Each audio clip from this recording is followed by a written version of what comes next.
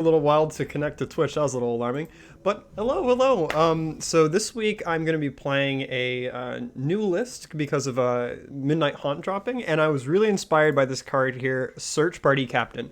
It has the potential to actually be really cool, and in playtesting in this shell, it's actually probably one of the best cards for White Weenie we've seen in a long time. Basically, it's a 4 mana 2/2 that whenever it enters the battlefield in my control, I draw a card. In addition to that, for every creature that's attacked this turn, it gets 1 colorless mana cheaper. Um, but really, the two cards that were like, well, there's really 3 cards we've built this entire deck around. The first one is Core Skyfisher, which is a staple pretty much in every white deck, I think, in Pauper. The ability just to bounce a permanent back to your hand and get kind of this really nice body, a 2/3 for 2. While this is supposed to be a downside, as per usual, Magic players figure out a way to make this new an upside, and one of which is being able to, say, bounce Search Party Captain back into our hand, or, Thrab and Expector. Core Skyfisher and this card come, like, basically stapled together.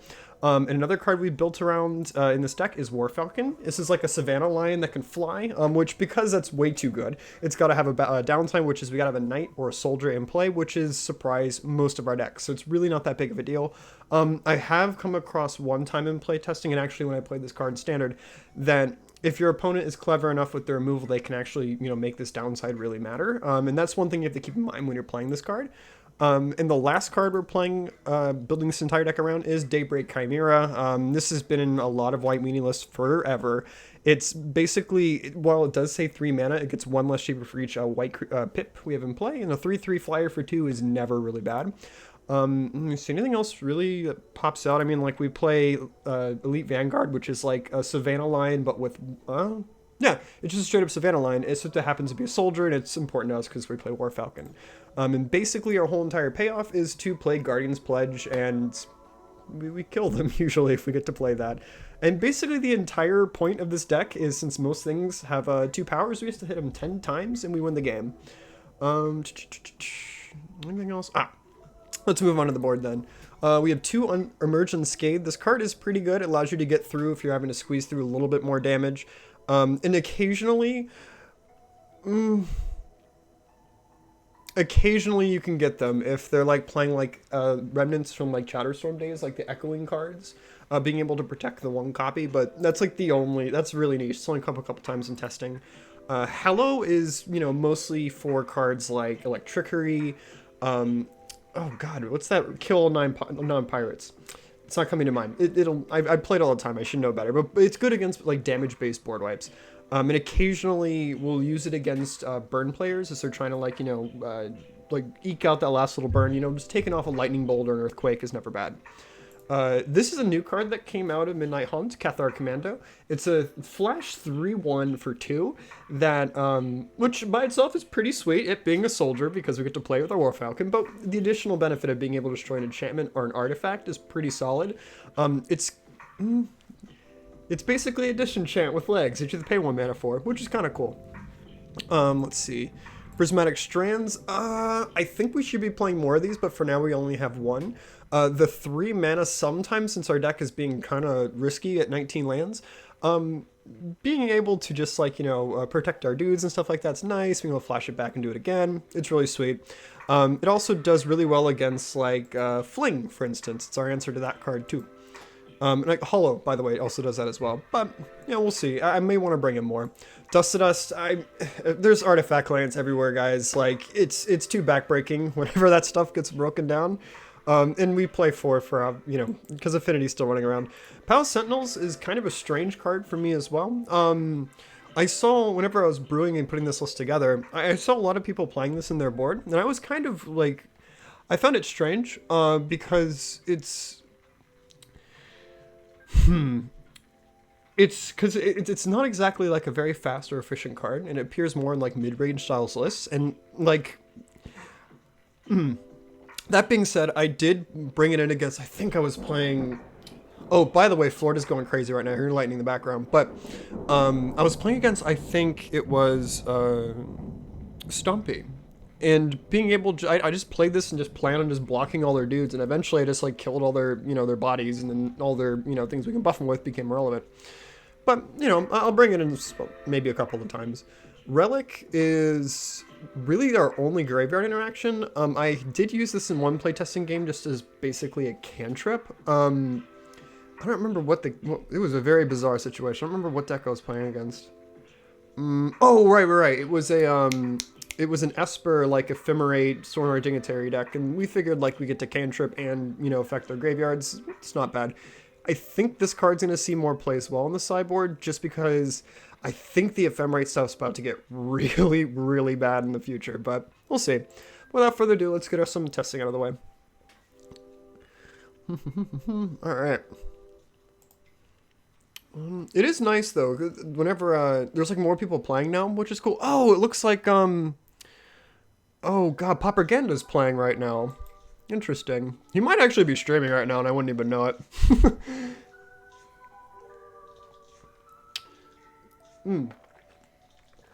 That wasn't a diss, by the way. Whenever I'm got all this set up, I'm new to streaming, so I can't, like, pay attention to more than one thing at a time. I guess we always play first. Aggro deck. Oh, this hand's not bad. Yeah, it's not bad at all. This is actually really good. Like I say, turn 1 Vanguard, turn 2 3 expecting Cartouche. And then we get to pick what we get to bounce back with the core Skyfisher. Chances are it's probably going to be the Cartouche. Just so we can keep going wider and wider and wider. But depending on what's going on, we may opt for the card draw instead. No, they're going to 6. Alright. So we'll just, without further ado, just play the deck that's an autopilot.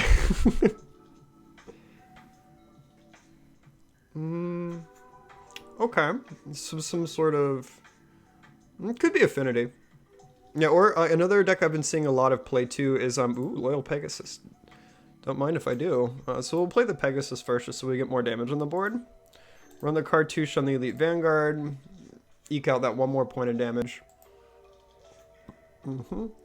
Or this could be a Jun Cascade. I've been seeing a lot of that when I've been playtesting, and that list is so damn good. Look it up. It looks like a blast to play too. You have to play like all these artifact lands and like Wildfire, and it reminds me a lot of it has that feeling of Wolf Run Ramp from back in the day, where you're just like ramping a bunch and then you pay off with this like insane effect. You shouldn't be getting this early in the game, and it's sick, man. Like a bunch of sick angry dinosaurs.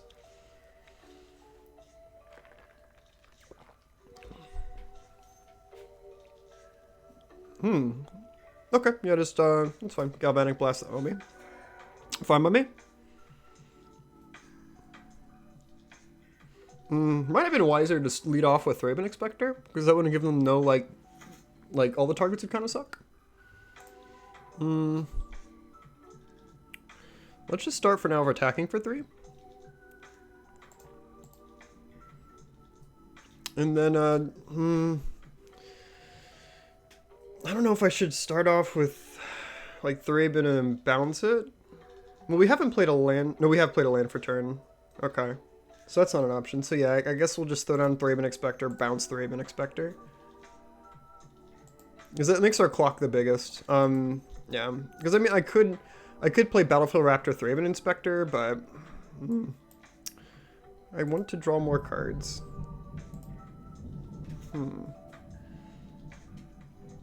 Well, also, of course, Skyfisher... Oh, wait a second. He didn't play a land last turn. Oh, no. Oh, he didn't mold a 6, though, so he could have, like, maybe had, like, a Wildfire in his hand.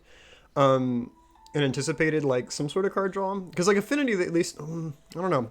It's too soon to say what deck they're on exactly, but... Another Thraben Expector. Okay. Well, let's just hit with all the homies. Clocking him for 5, put him at 9, assuming they have no interaction.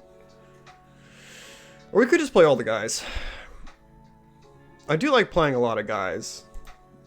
And it's not as though they're anywhere closer to wiping our board.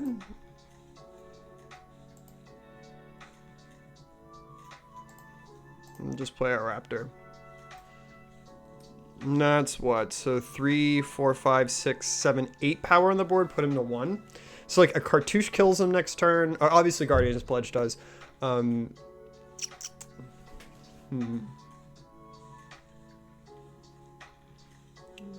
This is an unfortunate, like, opener for the opponent. Yeah, that sucks.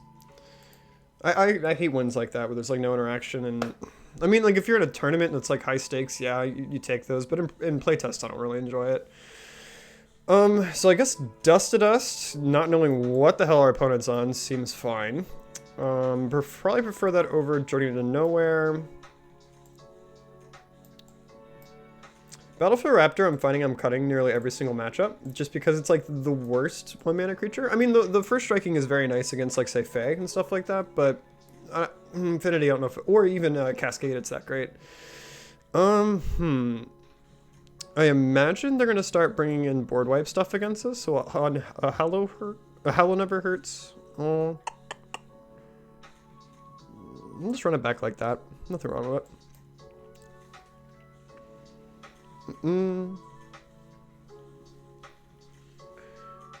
Oh, poor opponent. I mean, that's kind of one of the strengths of... Actually, no, I want to curse myself until I see my opponent, and then I'll start saying one of my opinions on just White Weenie in general. Okay, yeah, good. I would have cursed myself immediately. I would normally say it's a very consistent deck that it kind of like punishes the opponent for stumbling just because it's like so herp dirt fast. Then immediately we get the Mole right after. Oh my god! No! That was actually a really sick hand too. Oh, Trinket Mage! Yo, I play this guy all the time. He's really cool. No, that hand looks sweet though. Like I think we were setting up for. I mean, we have to choose between Chimera and the in the Skyfisher. It's a one-lander with no way to play War Falcon right away. I don't like that. No, I'm gonna not be. See, that's a much better one. Granted, it's not the fastest. I think we're gonna just keep and then put the Guardians on the bottom. As crazy as that sounds. Yeah, because I'd rather because I want to have a Search Party, Core Skyfisher, and the Sky Hunter. And the removal never hurts, because we don't know what we're playing against. I mean, granted, if we want to kill them as fast as possible, we might want to go with the Guardian, but... Oh, we were on the play. That was foolish. Thought we were on the draw.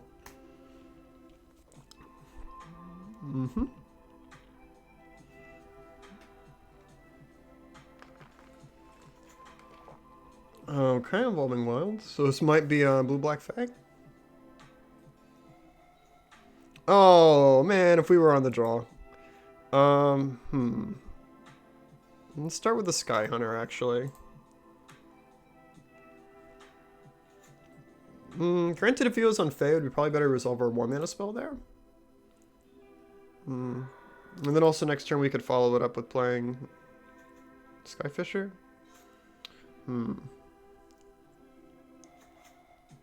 Oh, blue-red. Okay. Well, it's not Scred, obviously. Might be just straight blue-red Delver, which is interesting. Okay. Do we just bounce a land here? It might sound crazy, but I do want to resolve the Search Party as fast as possible. So yeah, let's just go 1 out 3 Avian Spectre. Things we need to be doing post-combat, actually.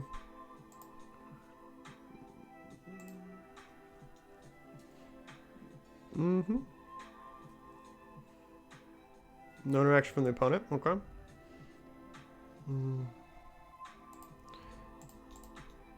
Yeah, I think we're gonna pick up the land here, just because I want to be able to play Search Party right away and Journey to Nowhere.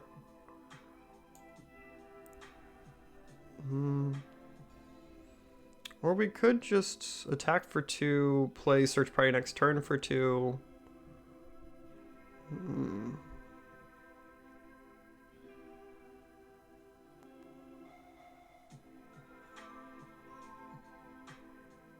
I just bounce the land.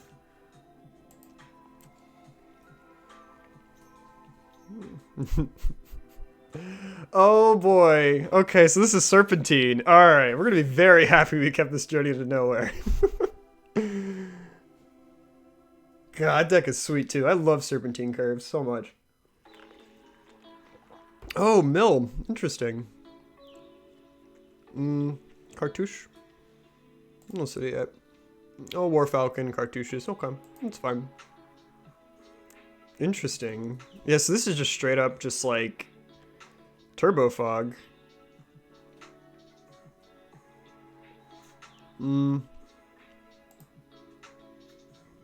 Okay.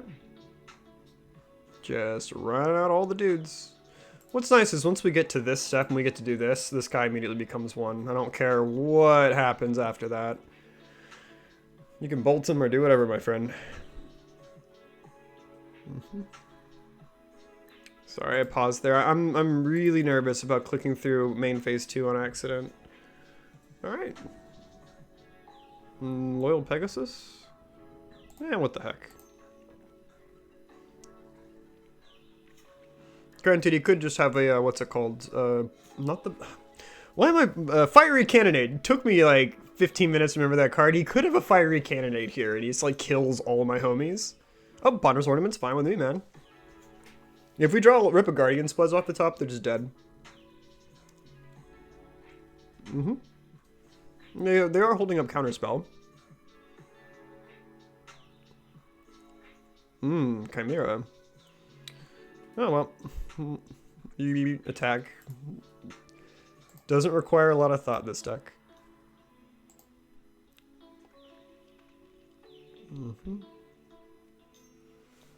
Fog? No, it's a Tangle. Okay. Yep. This might be a really bad matchup. I think I need to figure out a way to deal damage to the opponent, like, outside of the combat step. Just because of, like, you know, Dignitary and all that other stuff that exists in the game. Yep, just play a Chimera. Yeah, because, like, if I can figure out a way this, like, aggro shell works really well,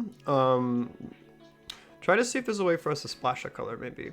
Because I played a previous build where I had, like, secluded steps and stuff like that. I didn't really care for it, just because of, like, occasionally you get, like, the double step hand, it's just super slow. But I did figure out that the deck can take a couple tap lands, so doing that for duels never seems bad.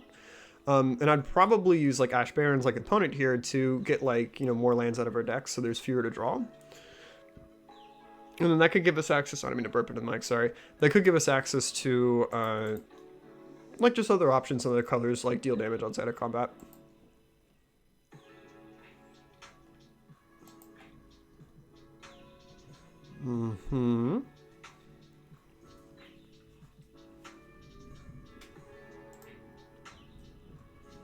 Maybe it could be the, Elves plays it, where they're able to, like, you know, ping them for one or whatever. Granted, we don't go big mana like them too, so maybe it won't work, because it involves them, like, passing it along a lot in one turn. Just War Falcon. Probably should be keeping some of these cards back, but...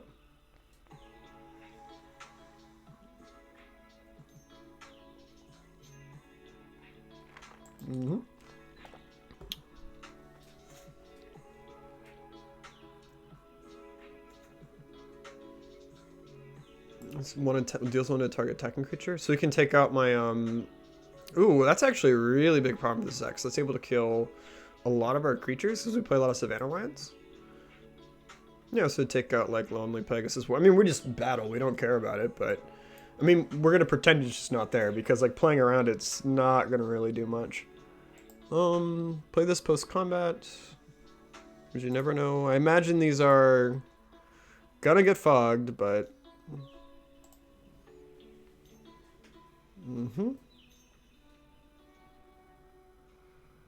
Yep, Cannonade. You got it. All the homies die. You only take, what, 5? And then play a Sky Hunter main phase 2. Seems fine.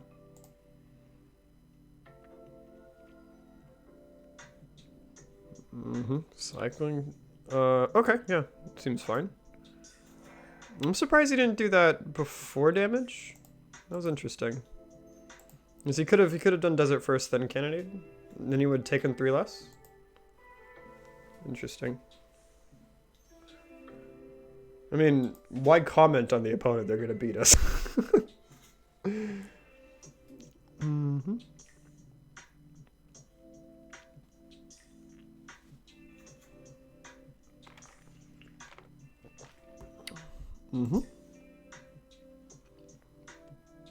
Probably gonna cut the journeys. Seems fine. Probably go for the Cathar Commando, actually. Be able to take, like, Bonder's ornaments out and stuff like that.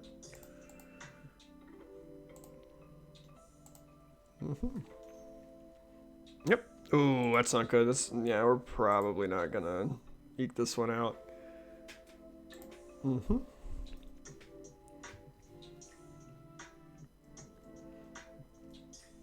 My favorite thing is I just get to F6 because I'm just a creature deck.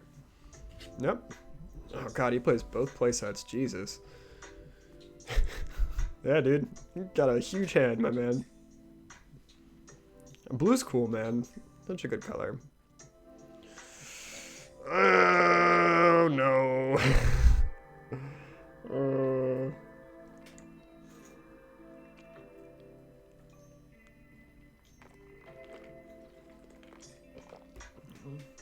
Yeah, we're definitely need to bring the commando in. There was I think it's called Remosian. There's another free buff spell you can get where you can, I think it's just tap one creature and it +1s the entire team.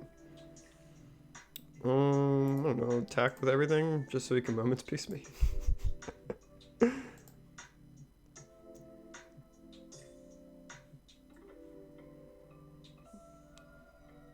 He doesn't really need to. There's so much pressure on him.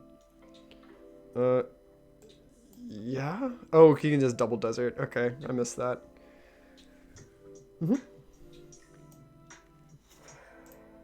Yeah, I can't see us winning from this position, but...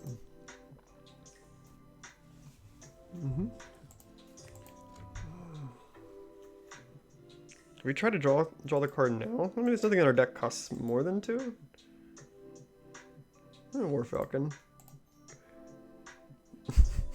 So, sir, you have to choose between you want to kill my War Falcon or my 3-Ebon Expector. I'm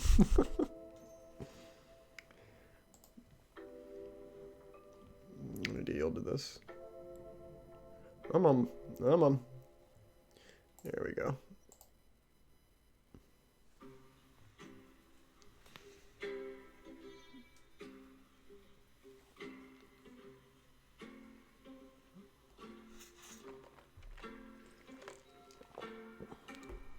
Alright. Fiery Cannonade. Oh no, Bonner's Ornament. No, he would do that during combat. Never mind. Just in the off chance I play something main phase 1. Okay. You just keep it at Moment's Peace just in case, even though he's nowhere near needing to cast it.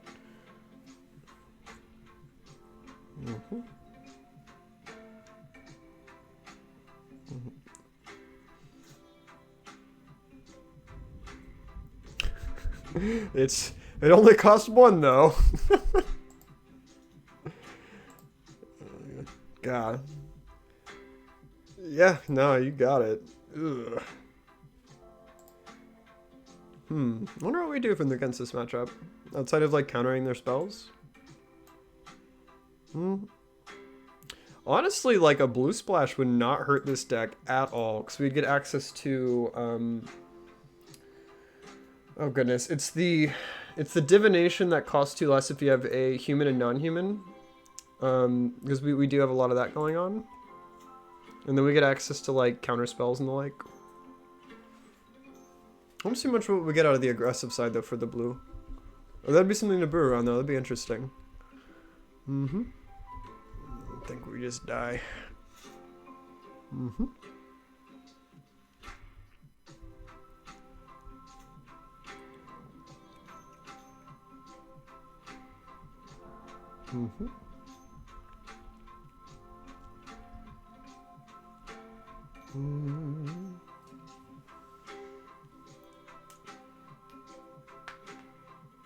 I think the opponent's got it locked up though, because even if I attack for 2 here, you still got a Midnight Haunting. Yeah, we'll just chill. We're good. No. You got it, opponent.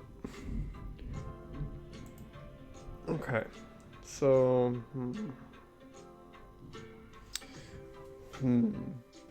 Oh, he probably found it like kind of boring. He's like, God, I can just like absolutely trounce this poor fool playing White Weenie for no reason.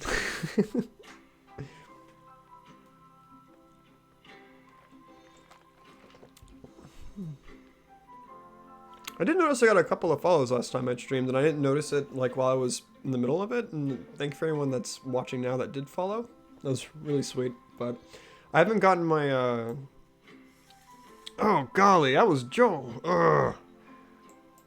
What did you get for being greedy? That hand was fine. You just wanted to. Probably these two. Oh no. 4 lands in the. And 3 Thrabins though? I'm not sure about that. Is this another rug like mill?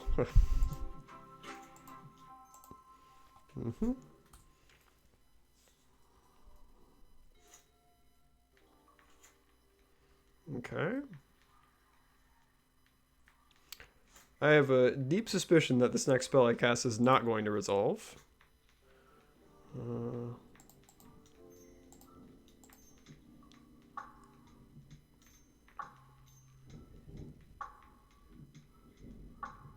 Oh, prohibit? Okay.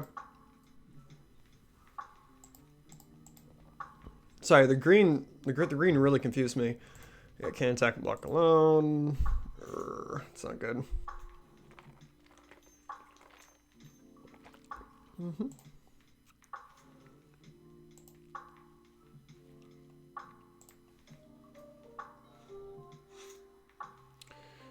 Oof. Making a case for Nambos in the deck, huh? Uh-huh. Really awkward. You hate to see it. Yeah, I guess running out the Sky Hunter was very irresponsible, because that would have been the only castable that would keep War Falcons and the like working. And then again, I had nothing else to really cast at that point. Interesting. Some sort of Bant.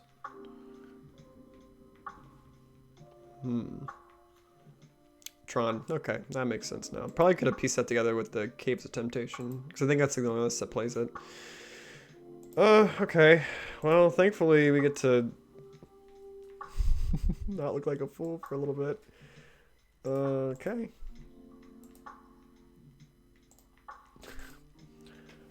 Alright, ye old aggro deck. Finally getting to attack for the first time on turn 4. Goodness gracious.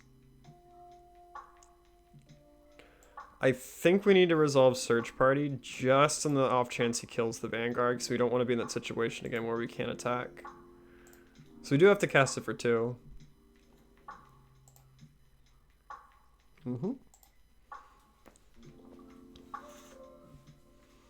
I'm actually pretty optimistic about the Tron matchup if we don't like stumble like that in the beginning, because this deck can push out damage very quickly. And much like, I guess, unless the Cannonade happens like that. Oh golly. So we're gonna bring in what, Hallows? Probably cut the Journeys.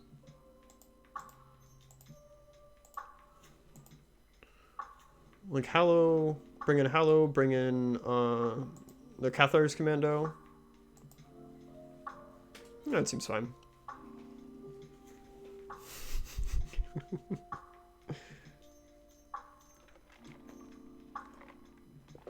Yep. I do need to figure out the 1-drop package a little bit, because I've never had that happen before, but the potential for like a bunch of, you know, Savannah Lions that can't attack is always there, especially when they have interaction on like the one creature we had to activate them all.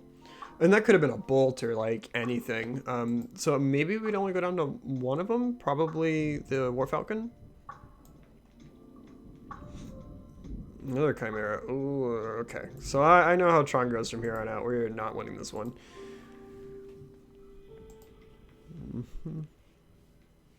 I guess we could have cast like the Daybreak Chimera for 3. Anyhow, Hallow. Let's go with the 3 Hallows are coming in, and the Cathar Commandos. Cut Journey to Nowhere. As if we get to the point where he's casting creatures and stuff where Journey's gonna be relevant, we're losing that game anyways. Probably Battlefield Raptor can come out.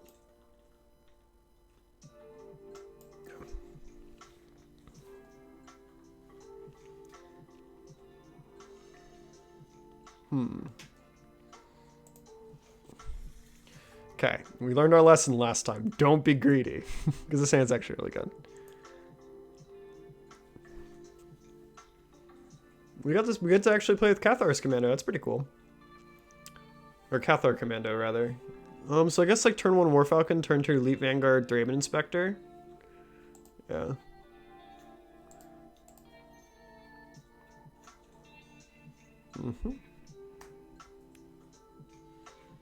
Oh, hello there! You finally fixed your computer.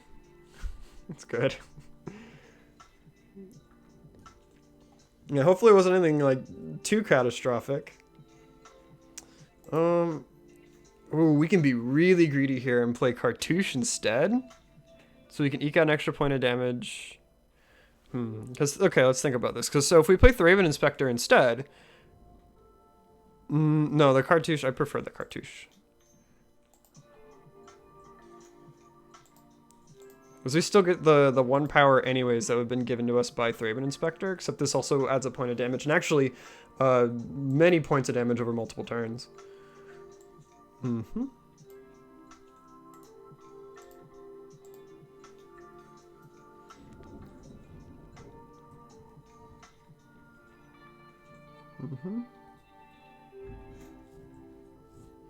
Turn 2 hitting for 3 is never bad.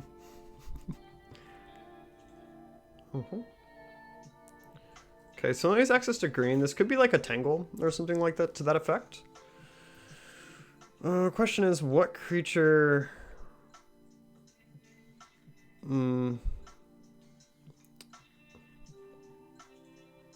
Let's just go with the Sky Hunter now, because I'm just worried. I don't want anything to happen to this Vanguard. And then we can't attack with the Warfalcon, because I think this guy's a human. Oh, warrior, yeah. For a bit, yeah. Get this out of the way now.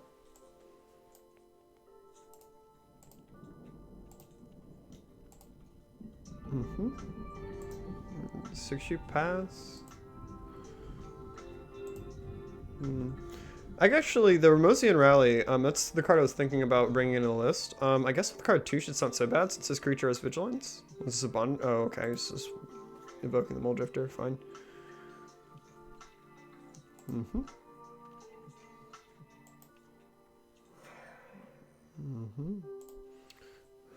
So do we play this? Because we can play Thraben, which seems pretty slow. If like it's Thraben, or we can go double Thraben, or we can play the Cathar's Commando at the end of their turn. Maybe bait out like a counterspell.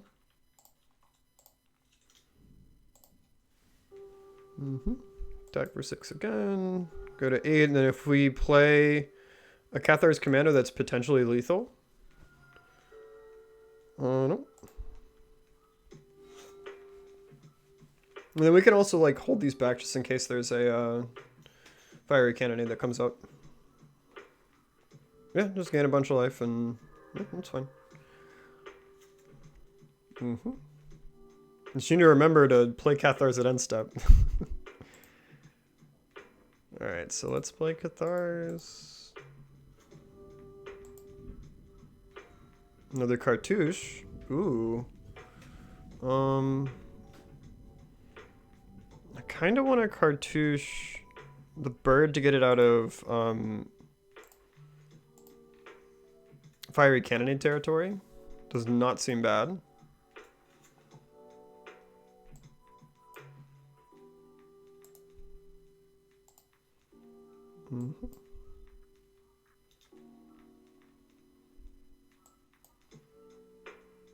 Goes down to 1, so he's got to have exactly fire cannonade.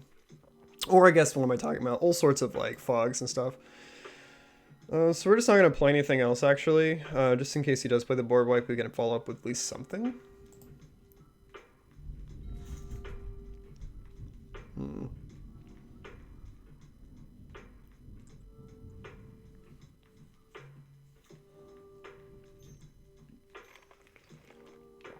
No Tron meta, so that's good. He's digging for like a Tangle. Yeah, I think that's what's happening.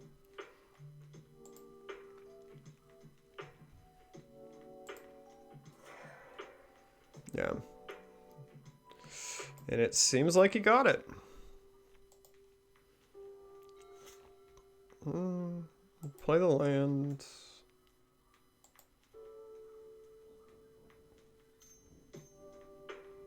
Moment's Peace? Okay. Oh, so he's got 2 turns. Okay.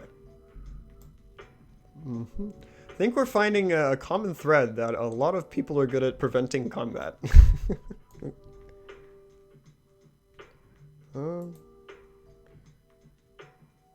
Sure. Why not? It's about sending a message.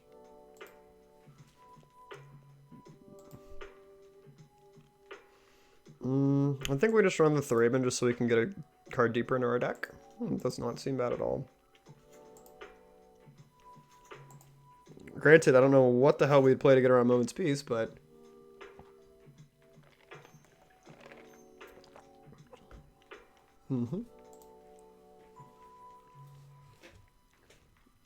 maybe we should have brought in... I don't know if bringing in a Relic's good, actually. Well, duh. It'll fuck up their Pulse of Muramasa. It will mess up their Moment's Peace and stuff like that. And then if they're on the build that plays like Ephemerate, which I imagine they are, because I saw them float white there at some point game 1, it would also affect it. So yeah, maybe that was a mess up in the sideboarding. We should be playing Relic.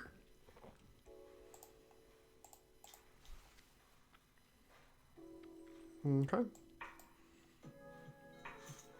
Drew through a land. Force him to cast Moment's Peace.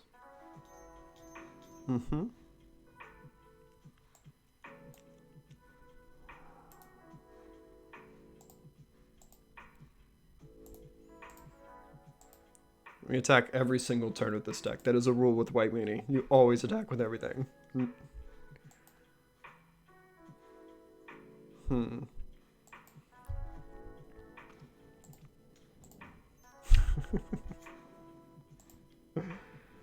Poor little White Weenie deck. No. I'm just trying to be too fair, guys. Why can't I just play the Gentleman's deck, please?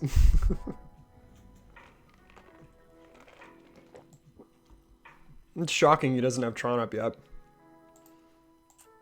Which is kind of crazy, just we're getting our shit pushed in, and he hasn't even got Tron up yet. Alright, so here's what we get to find out what he has to dash our hopes. Yep. Mystical Teachings, tutoring up Moment's Peace. Oh goodness, sir.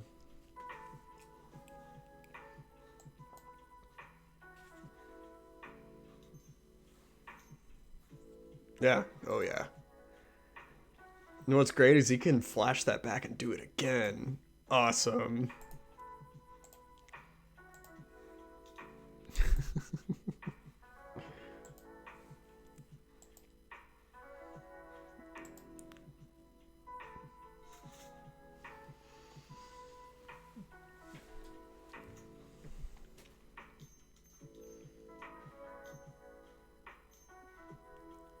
Mnemonic Wall. Getting Pulse of Muramasa back. Maybe? That's probably what's going to be this.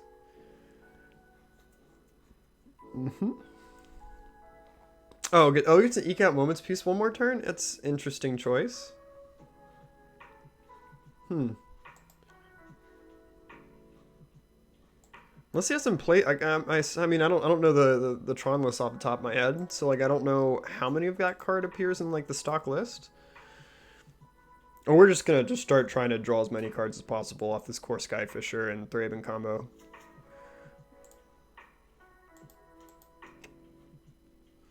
I mean, I can't imagine whatever we do is gonna matter, because it's just gonna be him like flickering shit forever. Well, not flickering stuff, but like fogging us forever.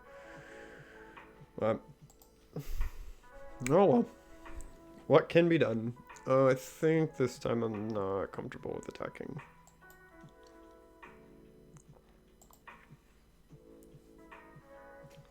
Oh, wait. I should have forced him to cast it. You dumb bastard. Urgh.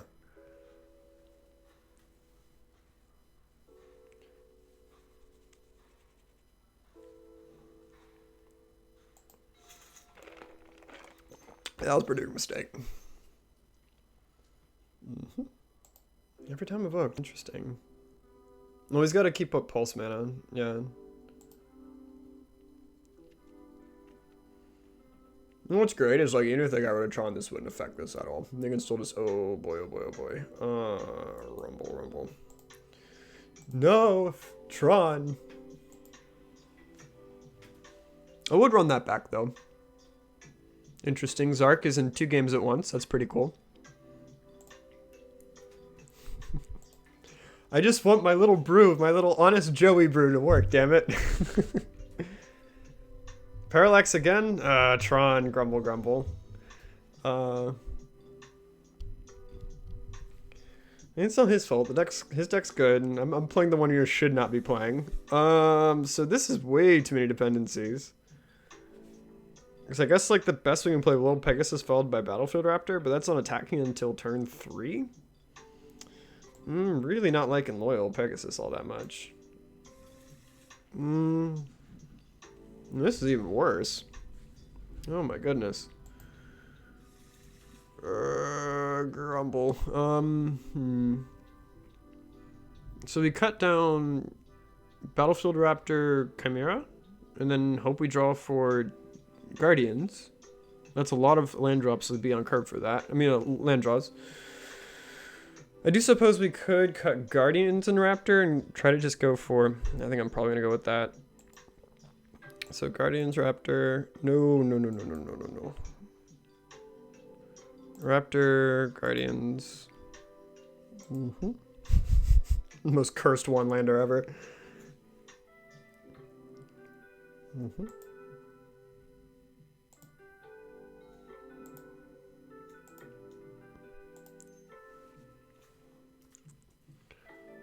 Oh, Tron is a good deck. Do not blame the opponent for playing the better deck. So he's taking Prohibit off the table immediately. Interesting. I wonder why I did that now. Vanguard.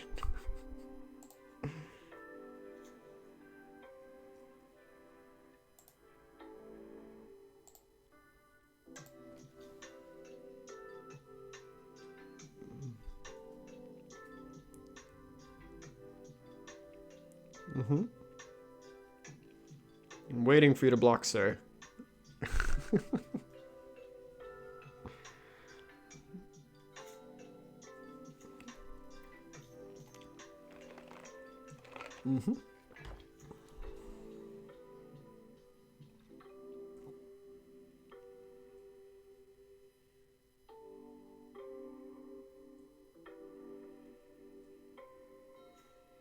Oh, there's the second land. Better late than never, my friend. Nice to see ya. And oh, he just conceded just out of... Yeah, maybe just boredom. Yeah. Okay, I should wait for Parallax to find their game, just because he doesn't seem too inclined to play against White Weenie.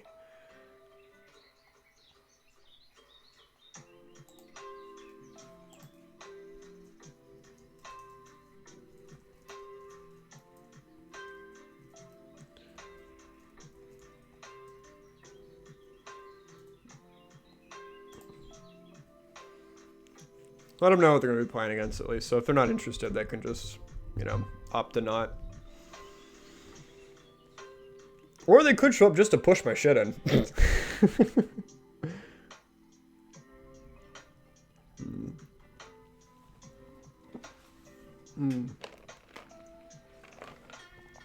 So I might have to go back to the drawing board on the 1-drops because, like, I mean, while I didn't have it happen a lot during play testing, I guess it's more frequent than I thought. Where it's like a lot of the 1-drops don't like... you can have situations where you draw like too many War Falcons and Loyal Pegasi, and then, you know, then you have hands you have to mulligan for no reason just because, well, I mean, the reason is they won't do anything.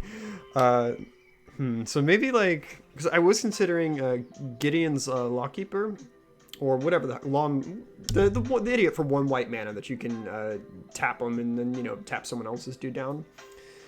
Not the most like aggressive card though. It'd probably be the card that I keep cutting a lot, like Raptor, because I don't know, outside of like a couple of times during play, I think it happened once against like, I think it was like Mono White Heroic. It was relevant that it was a flying first striker because I was able to like pile cartouches on it. Oh, it's also really good against fairies, I suppose. Yeah, because it is able to, like, block them really well. But... And I guess it plus cartouche does allow to block ninjas. Yeah, okay. So maybe I should be playing more of those? I don't know. Well, we'll see. I throw up I'm testing White Weenie. They're just like, nah, I don't want anything to do with that.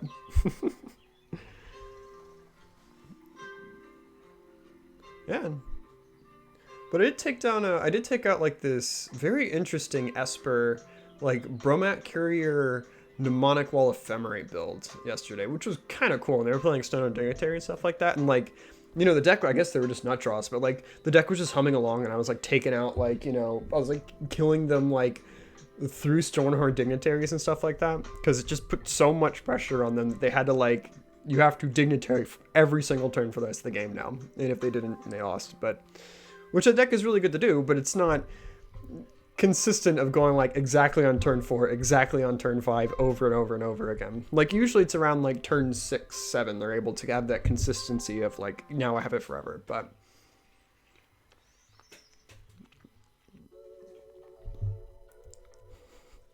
No, people don't like White Weenie, no. Maybe I should take the comment off. Just.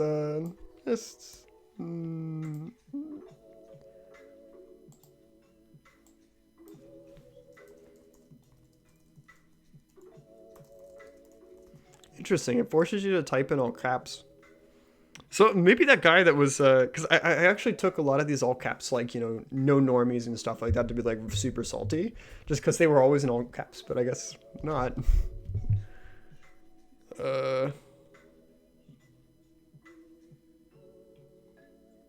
Opponent, where are you? Okay. Danny Love BD. All right.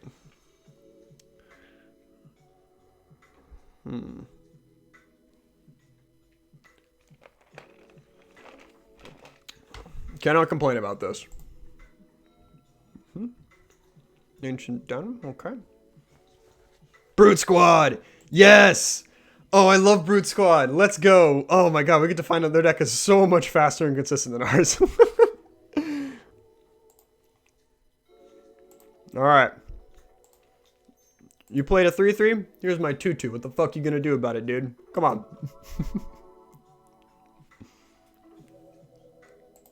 Or my 2-1, rather. So even funnier, this guy can still block it. Even without Middlecraft. Haha, but we have the cartouche. So he's on the hook to play, like, Brute Squad. Physique? I don't understand physique.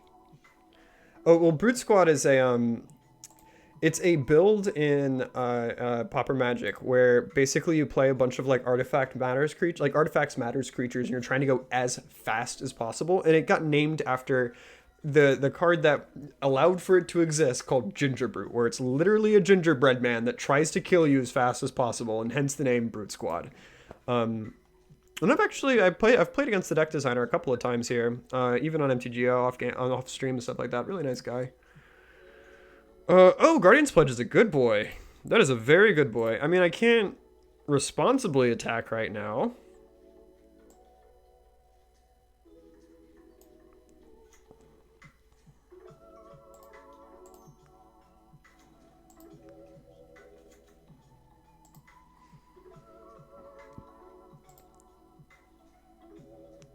Zeke.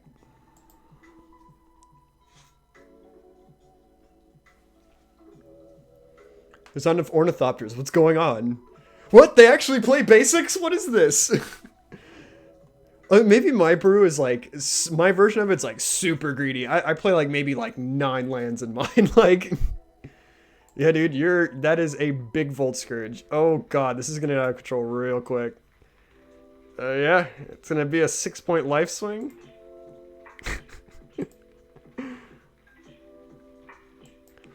I think we're gonna be relying upon like this Guardian's Pledge here, like really changing the math.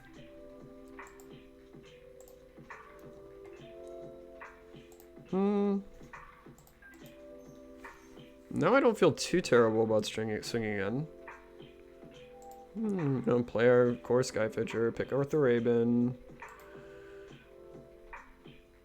Oh, sorry, I thought we were resolving it. Pick up the Raven, play Loyal Pegasus. We might have to wait one more turn to big attacks. I mean, we could get in right now, like he'll clearly block the token. And they takes 3. We just like lose a guy. But that could potentially be 3 more damage on the line. I do need to offset the life gain he just did, so. I'm sorry, warrior token. You are gone.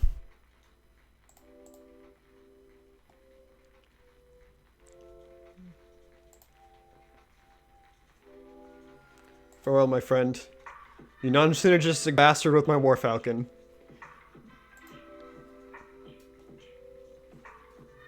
I guess I could have attacked without it. That would have probably been the smarter thing to do. Journey away probably might leave Vanguard. Oh, Core Skyfisher? Interesting. Oh, he's worrying about... Okay, yeah, because he doesn't want me blocking... like, being able to, like, just freely block this Glenhawk. I think Volt Scourge I'm probably going to trade with. Oh, but it can't block alone. No! No!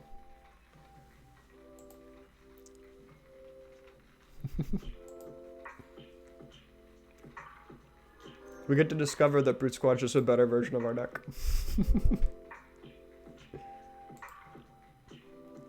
Let's see. So...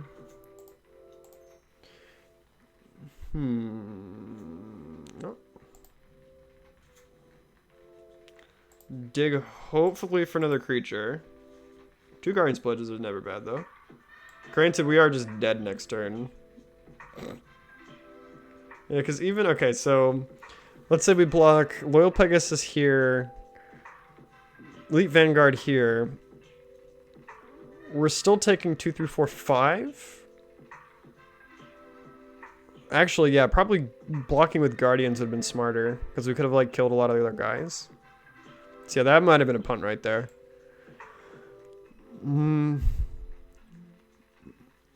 Yeah, because then we can't win from there. Grumble, grumble, grumble. Think 2 more seconds before you just autopilot, dude.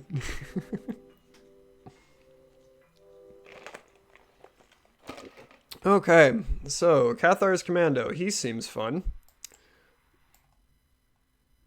Do we bring in Dusted Us for 2 for 1? It is a really slow 2 for 1. Is it better than Journey?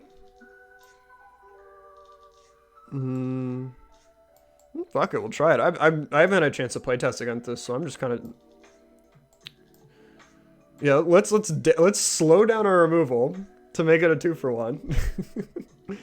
And then have a creature that we 1 for 1 with their really inexpensive artifacts. I mean, because this would blow up their lands.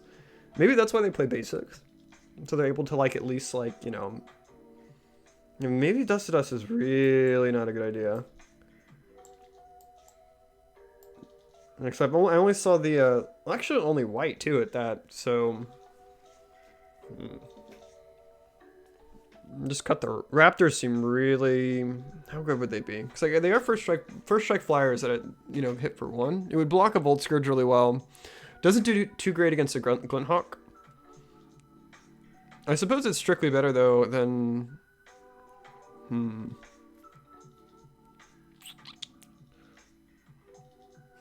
Could cut the Loyal Pegasus. Those block the Skyfishers really well. I mean the Glenhawks really well. Maybe it's the Cartouche? Like cut those down? No. That's hard. We could cut no. Sky Hunter's a really solid blocker in the air. Maybe it is the Loyal Pegasus that comes out. No, it's always the Raptors.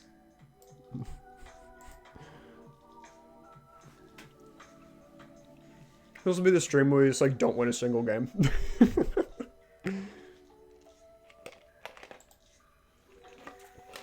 Oh my goodness. So many deck design errors. Okay. So we can play Elite Vanguard and literally that's it. Alright, it's just closer to what we want to see.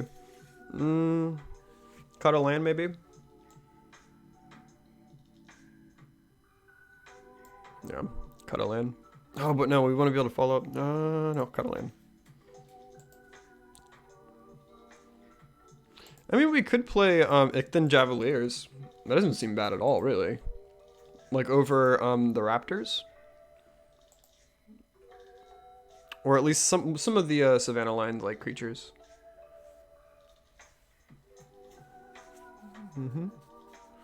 This is more of what I was expecting. 0 mana creatures. Yep, Bolt Scourge, here he comes.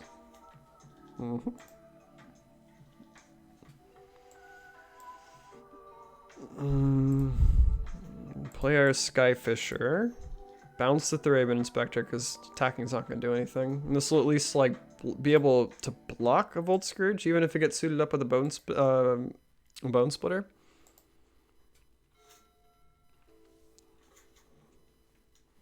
Oh, they are playing the bridges. Oh, so we probably should have brought in the Dust to Dust.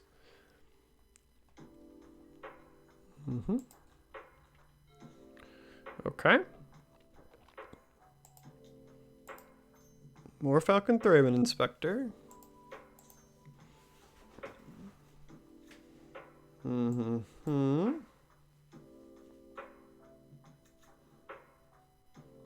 we attack? I mean, it could crack back for 1, which isn't the worst.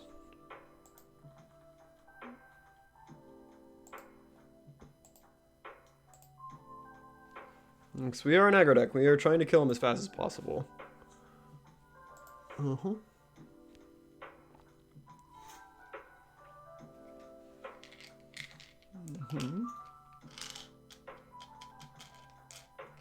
It's interesting because I'm used to seeing more like Spring Leap drums and stuff like that. War Falcon, take a one for the team real quick. Assuming that it attaches to the Bolt Scourge, that is. Okay, interesting. We could trade. No, don't do that, fool. Yeah, don't trade. Come on, we want to play our search party.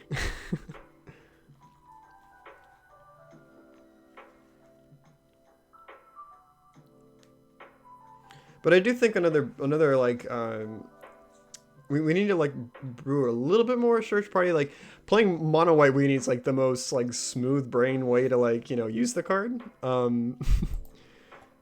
Because there's bound to be something sweet. Because like it's so high powered. Like there's got to be something dope with it. I was thinking about maybe like something based around like flickering search party and like making like an aggro like ephemerate based deck. Yeah, I'm fine with this. All right, don't click through your main phase. Search party. Daybreak Chimera. And next turn we're setting up for a really big Guardian's turn. He has a full grip though, man. Yep, Glenhawk. Probably gonna bounce the Ornithopter.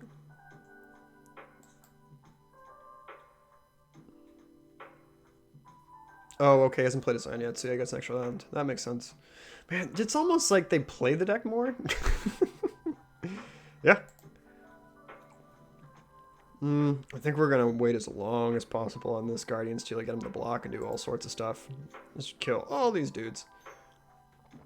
Yeah, dude, you got a absolutely massive field. Might as well attack, man. There's a Daybreak in the way, though.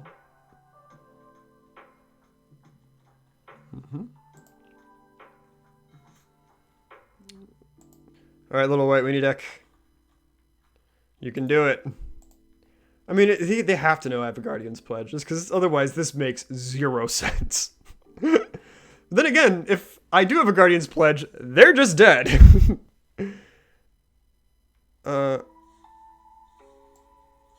Does it really matter? Okay.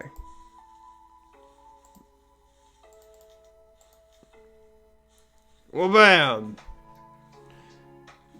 They're all dead. Haha. Then you take 7. Yeah, sure. Like, that's fine. I mean, they're not just, like, dead immediately, because, like, I guess they can gain 5, and then they just die in the crackback, so I don't know. They could just start going like wider and wider because they still have 3 cards left in their hand. It's getting a little loud. Cornomunculus. Whoa, I normally don't see this. The original deck brewer did not like this card in their version of it. I mean, they have enough blockers to stay alive. Yep, suit up Volt Scourge. And just play defensively and like gain life in the process. Makes sense. Interesting. No, I get they gain extra point life, deal point of damage to me. Makes sense.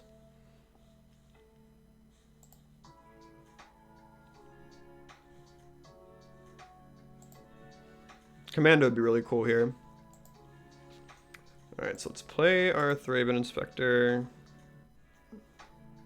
I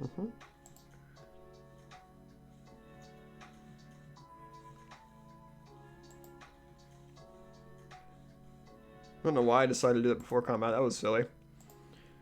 Alright, wha-bam.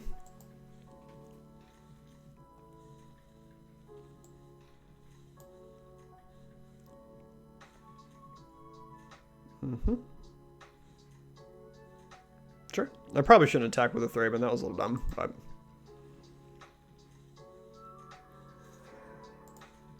just keep giving our opponent free cards. Why not?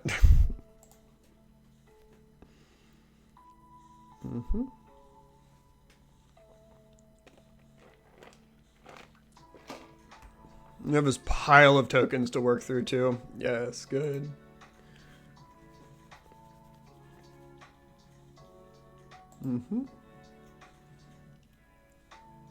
Yep, it's probably going on him. Gain 3-point life swing. Yep. We need another Guardian's Pledge, I think. Interesting. Very interesting. No, we're gonna just take the 2.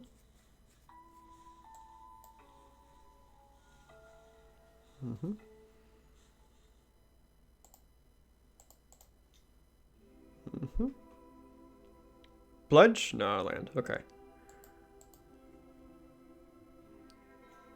Cartouche.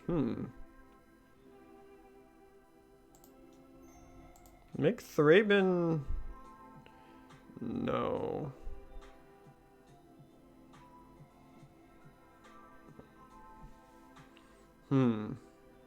Play attack. So if we choose the Skyfisher, we're gonna get... okay, so if we choose the Warfalcon, he's gonna block the Skyfisher and kill that. If we pick the Skyfisher, he's just gonna block the Warfalcon. So let's just pick the Skyfisher, so we can get in for 3 for sure. I mean, if he decides to block, like, that's equally fine.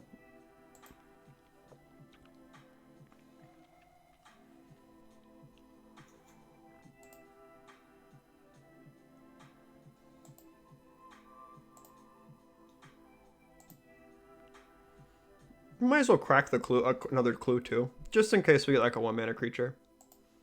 I can't see him blocking here. Okay. As Lord knows, do we play a few of those?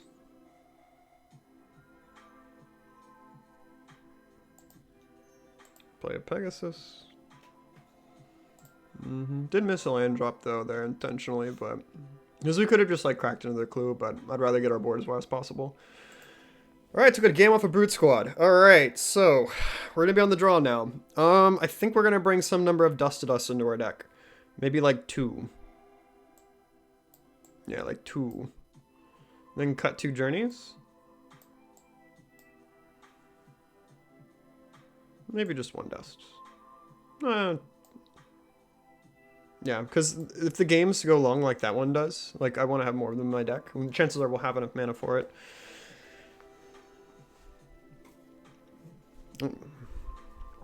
Okay. This is an interesting hand. It's got land and spells in it. Turn 1, turn 2, turn 3 play, so not much more else you can ask for.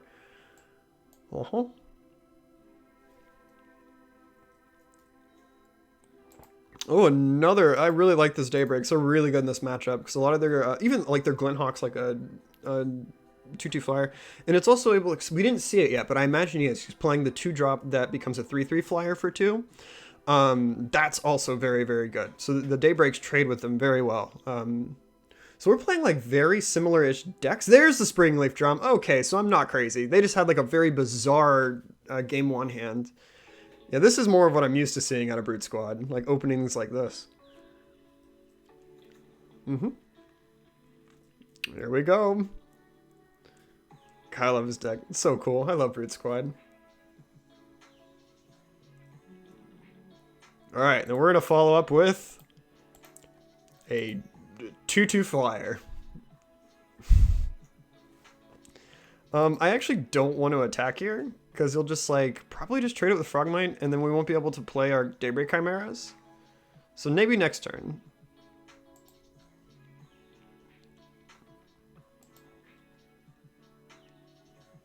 Granted, if we do draw a land, that trade and or damage we could have got is kind of irrelevant. I mean, that we could have gotten damage or, you know, traded this card away and then played Thraben next turn followed by Daybreak Chimera. So if we hit land, we missed out on 2 damage or potentially trading with one of the creatures.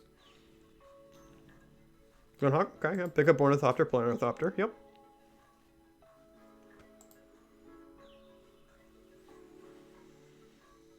Oh, look, he's there again. Interesting. I wonder why he didn't tap the Ornithopter for mana with Springleaf Trump. I mean, actually, it's exactly the same. Yeah, because it would have still resulted in the same. I mean, you might as well attack, my friend.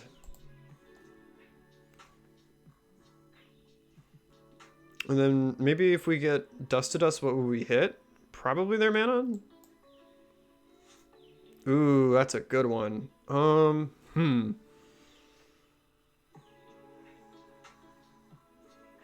So let's start with just the Daybreak Chimera.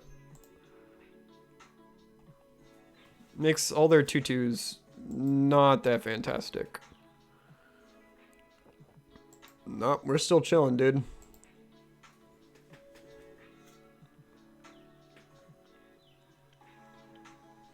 So if we hit a land, we can take them off of mana. And then just grind them out slowly. No, it doesn't matter. Well, I guess they'll only have white from here on out. No, I guess I could go like threat mana or just, yeah, just take their mana. Yeah. Yikes. That I normally don't see in Brute Squad. Wow. Oh, golly, and he's still not comfortable to attack. Oh my goodness. Alright. Question is... We could just...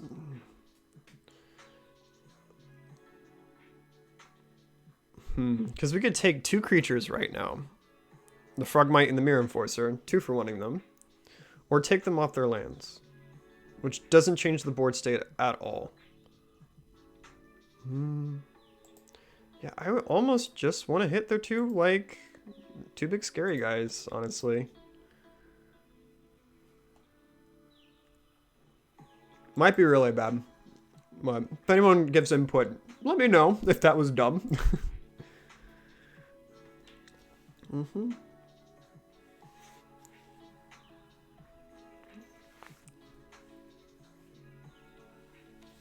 Yep. Volt Scourge. That is a candidate for Journey to Nowhere. Yeah, if you were not comfortable attacking before, you're definitely not now. Oh.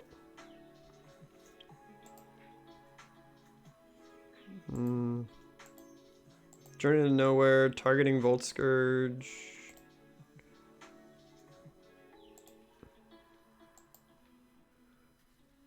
And then play Daybreak Chimera. Swing with the Daybreak Chimera.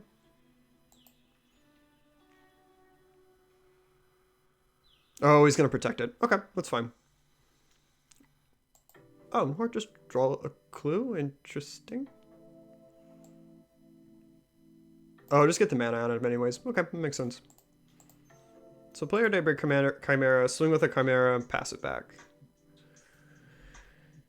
Oh, this is like a very CG style of game.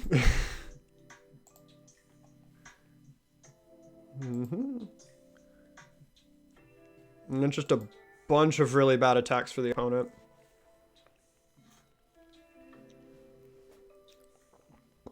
Yeah, so it really wouldn't matter if we took them off, because they would have at least the 2 white. I'm digging maybe for a Thoughtcast.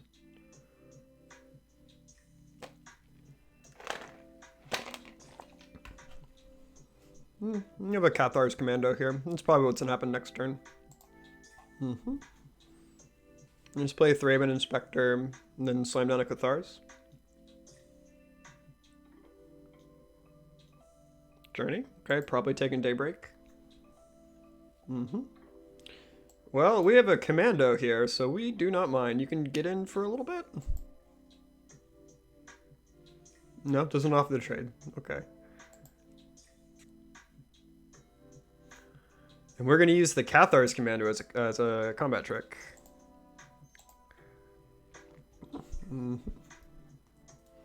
We'll speed up a little bit since we're getting down, because I have a feeling this is going to be a very, very grindy game. Swing with the Daybreak, because we virtually have one on the field, but they just don't know it.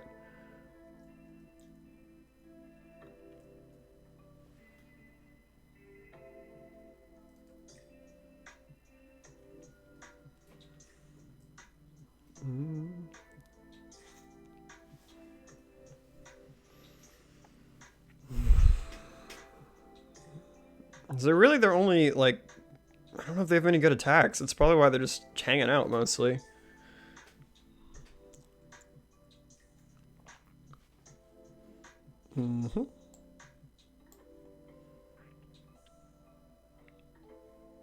Yep.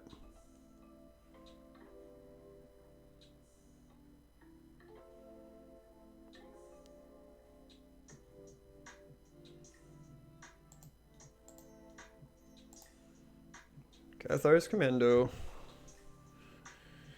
And we're going to destroy Journey. Yeah, we should be doing this during declare blocks, but I'm still not 100% on NTGO just yet, so I'm doing it in the attack step just to be safe. Yeah.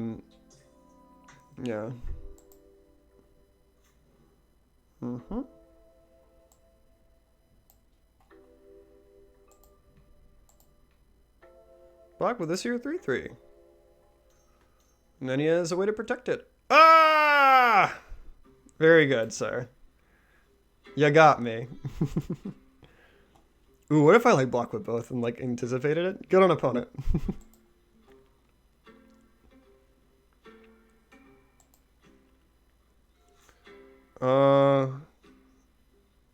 Maybe we could swing out. That's super risky.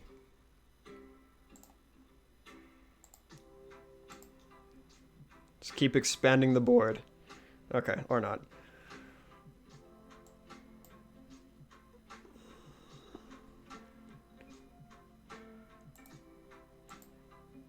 Yeah, there's no cards in hand, no way to draw cards, so just, yeah, battle. Put him in a really weird position, because then he has to block everything from here on out.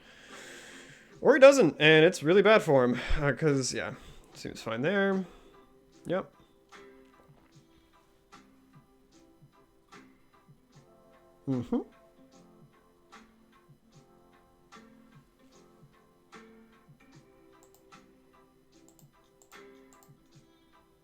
No bam.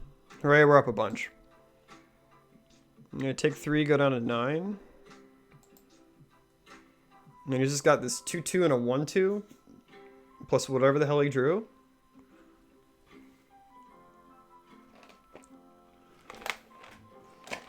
Hooray, we beat Brute Squad! Hell yeah!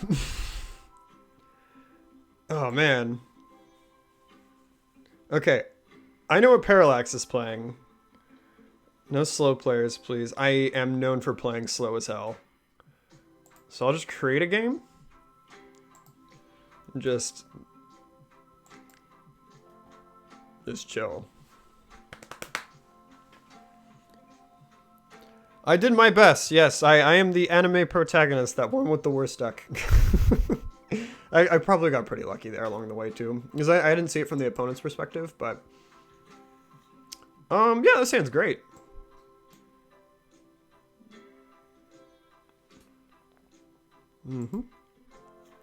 Start out with our favorite open, War Falcon. I hope we can like draw another 1-mana creature, just so we can like you know, curve out a little bit better. Then it will set up for Daybreak much better too. All right. What do you want, opponent?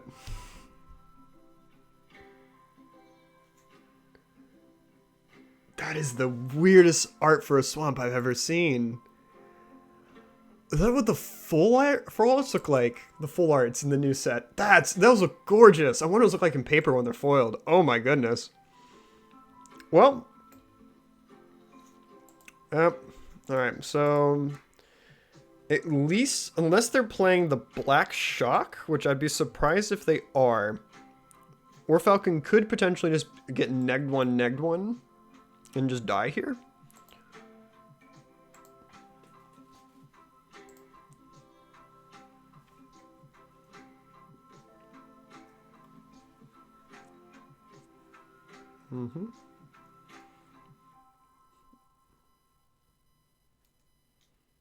Yep. Now the privilege of aggro players, we can just F6 and chill. We don't care what they're doing. Okay, so it's green-black at the very least. Interesting. Is this Jun Cascade? Huh. Wow, those are so cool. Commune with the gods. Oh no. Oh god, is this tormented existence? Oh Jesus. Maybe that's the fate of White Weenie. It's just such a bunch of these like nightmarish matchups that you're not supposed to win. So let's play our cartouche. Maybe Thraben Expector? So at least able to trade with stuff a little bit better on the ground. Who am I kidding? We're not going to have attack steps.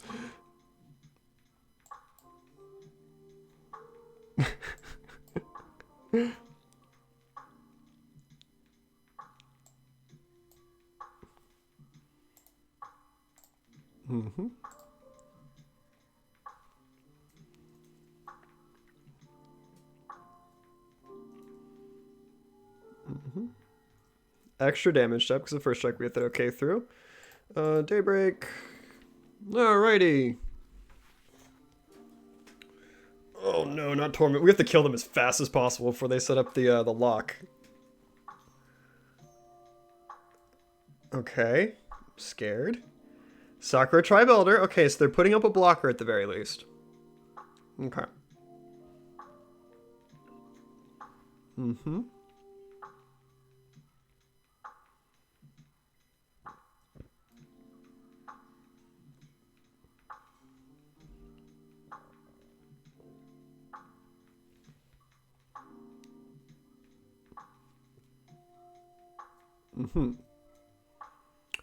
Okay. So I imagine... Oh my god, another cartouche. Jesus, my goodness.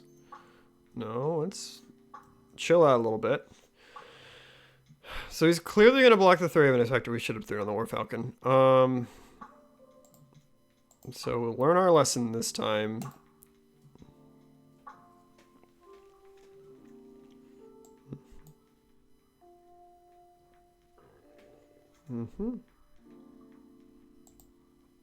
Go to attacks. Attack with all the dudes, so we can just jump block one and sack this guy, preventing probably 2 damage. Which we could have squeezed an extra point of damage in there.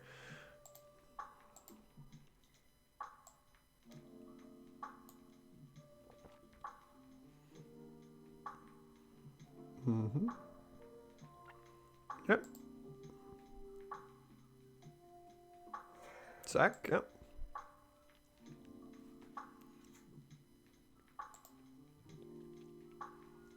First strike damage. Okay, now play our next Chimera. Then just pass the turn.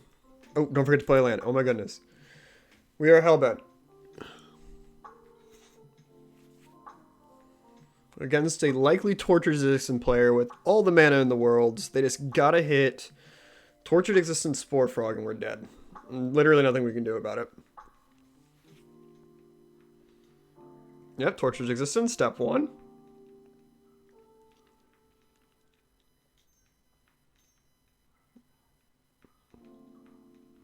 Commune, so he still hasn't hit it yet. Elder Swamp, Grave Scrabbler, Wickerboro, Elder Vessel of Ascendancy. Okay, Nascency rather. And he has no green mana to cast the Spore Frog. It's got a black floating.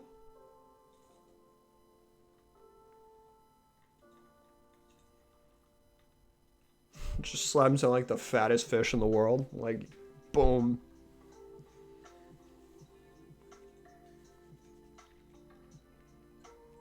Mm-hmm. Yep. Returning the Marauder. But I don't understand. I could just swing out and kill you next turn. Tortured Existence returning. Okay. So what I'm learning... Yep, gain some life. Okay. I mean, we're still lethal, though, I think. I don't understand what's happening right now. Just because I'm nervous, just draw a card. Okay, we'll worry about that after combat. Just everything.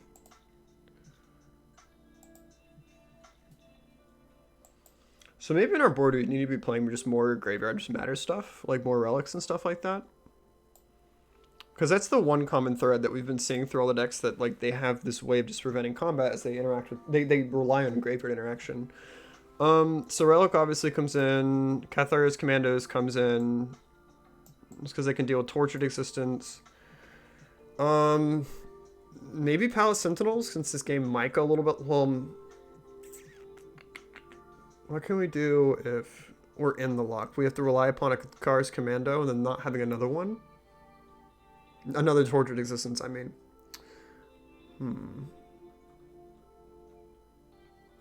The journeys we need to keep. Rafters coming out every time.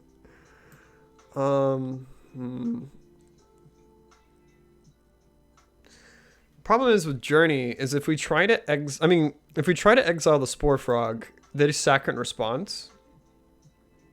Yeah, but anything else, like if they have like a lot of them like to play Yield Zombie, that's you can sacrifice a creature to give it a +1/+1 counter. It just blanks Journey to nowhere immediately. And there's something we'd prefer instead, like Palace Sentinels, so we can like draw our answers like Relic and Commando, which is sorely lacking. Emergent Scathed, I don't know about that. Yeah, gonna stick with that for now.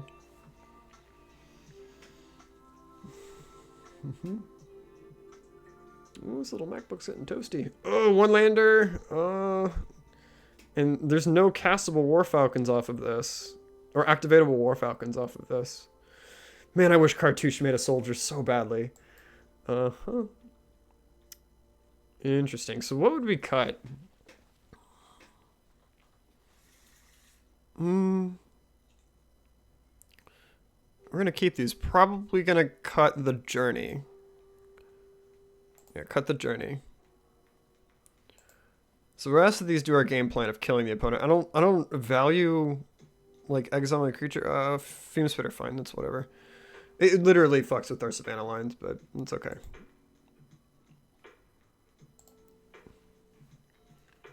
Well, Cartouche isn't bad. Granted, we can't do anything with it, but next turn we play a Sky Hunter.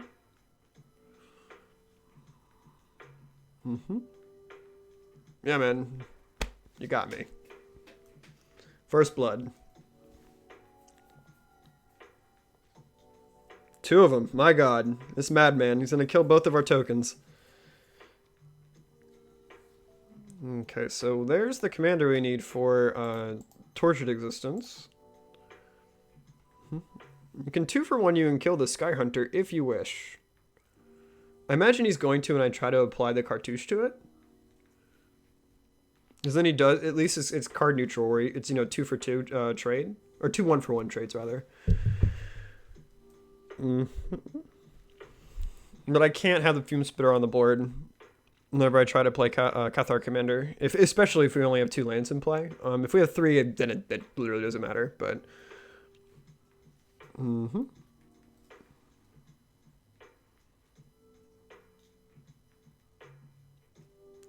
Okay, I see no reason not to block because if he puts the -1 counter on the fume spitter, I mean, on my Sky Hunter to like so they can trade with the fume spitter, that's still like a +1. So I think I'm okay with just trading this guy away, but then we won't get to play our Daybreak, even though I don't think that's really in the cards right now. Yeah, it's not worth risking it for. I would rather have two. I mean, they're gonna kill it anyways, but I don't want to just. I would like the option. Oh, I got another cartouche. Okay. I'm getting really awkward. So yeah, guess we'll go for the 1-for-1 trade. If it lets us resolve, like, I'll feel much better about it. Okay. Alright. Just play another cartouche. Get this out of fume spittery range. Granted, these tokens are definitely dying to the fume spitters, though. Kind of a weird choice if he did decide to do it, but... Okay.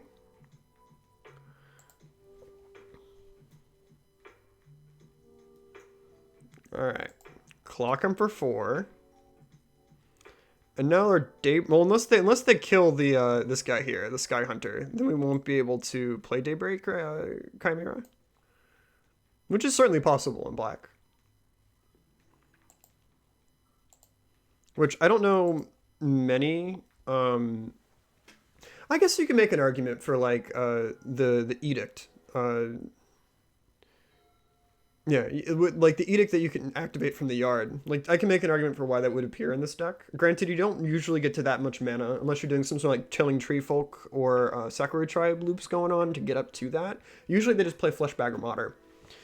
Yes. Okay, we beat. I mean, granted, their hand was awful. Oh God.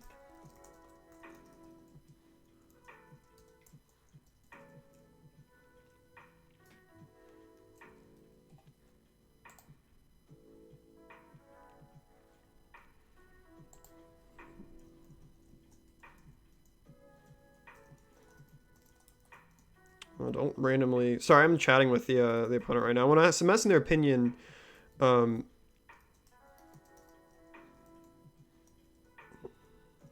you're fine. Oh, the opponent's saying they're new to the deck and they feel bad, and you're fine. Goodness.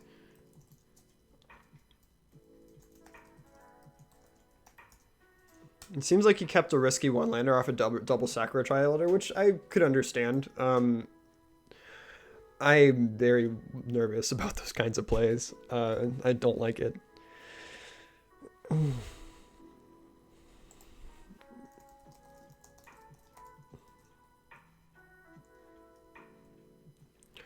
Risky. He said he doesn't know what this hand looks like. It's very risky, sir.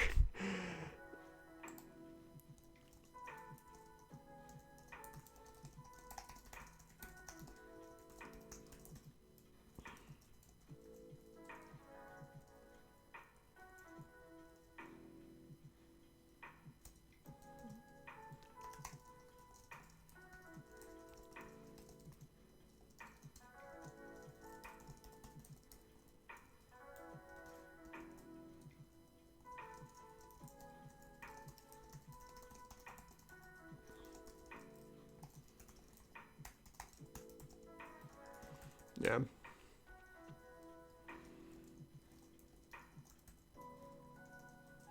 Alright, so...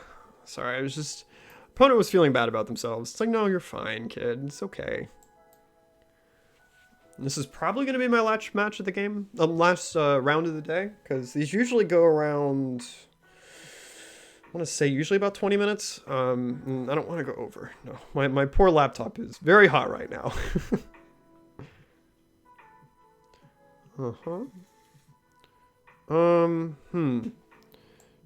This hand seems fine. Yeah, like granted, if they killed the Leonin, yikes.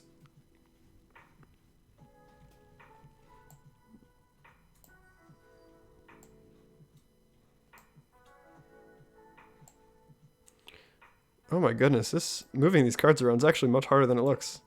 Like I'll see people do it in their like YouTube videos so smoothly, like not an issue at all. I just cannot handle it.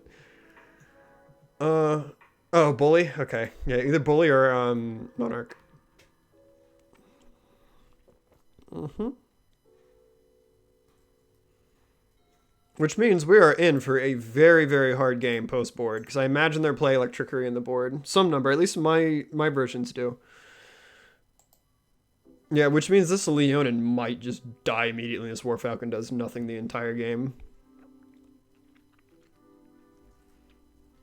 Mm-hmm.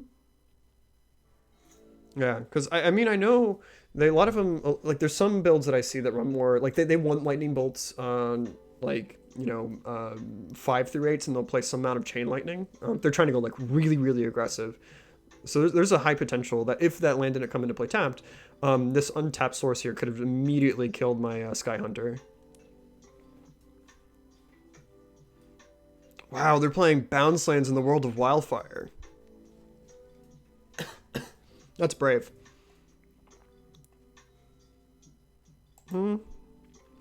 Interesting. So we can play Vanguard Battlefield Raptor instead.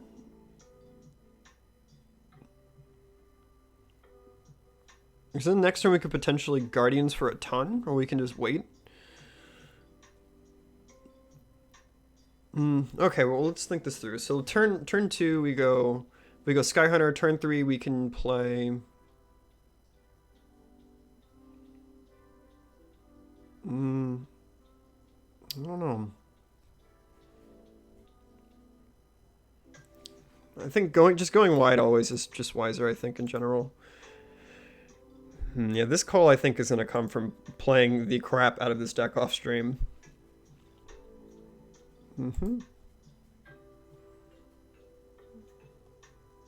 I guess we did increase our board by 3 power, so this is probably correct. And if need be, like, from here on out, we can just always hold up Guardians going into combat. And then it will, make this much more threatening if there's, like, a really bad declare blocker step for us. We can just, like, clear up their board.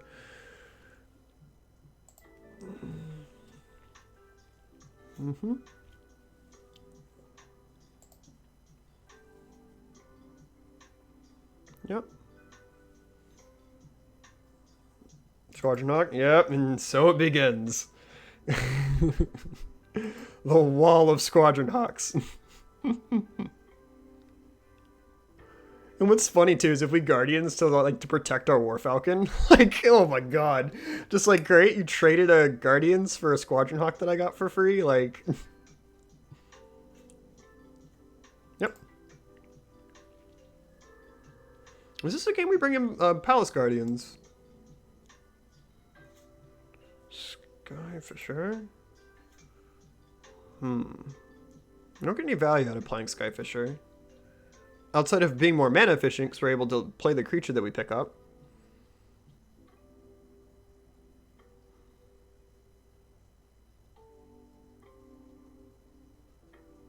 We could attack the Battlefield Raptor. Or just everything.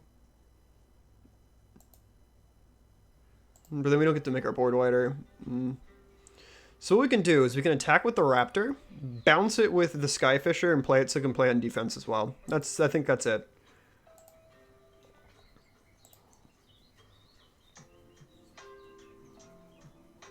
Yeah, because just like burning a Guardians for no reason here doesn't really make sense, whereas this playing will actually let us expand our board a little bit.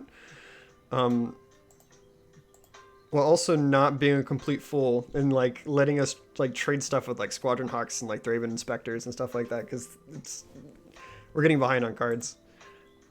So bounce you.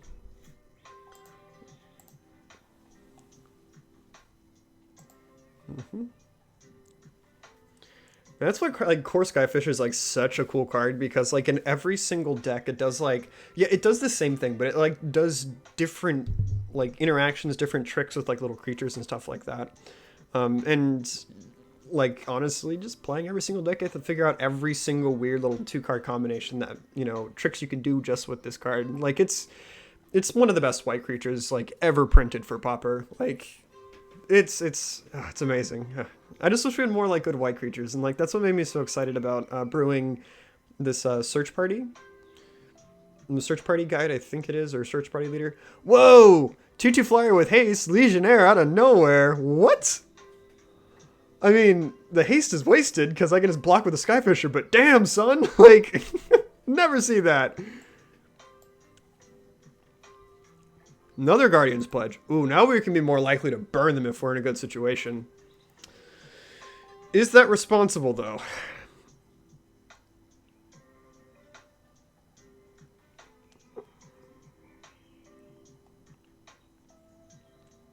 I think it is now. So yeah, let's just swing for the hills.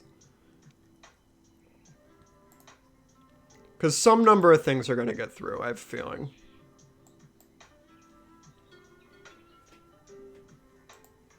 If he doesn't block, like, holy crap, he's going to take a lot of damage. Mm-hmm. Makes sense, makes sense. Yeah. Okay. I have this here combat trick, sir. My guys all get too bigger. Oh no, math is all off. I mean, I basically just traded a dude for, like, cards that drew. It's like, I really just traded 1 for 1 there. And got a little bit of damage into. I mean, he could play 2 Squadron Hawks to, like, build up the board a little bit, and then I can just be more aggressive. Because he'll probably block our 2 biggest damage creatures, so probably War Falcon, Core Skyfisher, and then he gets through for, what is it, 7 damage? Putting him down to 8, and then we're, yeah, I don't know. I never count the Boros Bully player out, though. They've always got, because they've got like Faithless Looting and like card draw and stuff like that. It's just, it's a matter of how quickly can they fill the board. They could play, Lord bless, Battle Screech to at least get 2 creatures for 4. It doesn't seem too great without a creature to, like, you know, tap as well to, like, flash it back. So maybe it's like play 2 Squadron Hawks here and then, like, take your beats. I don't know.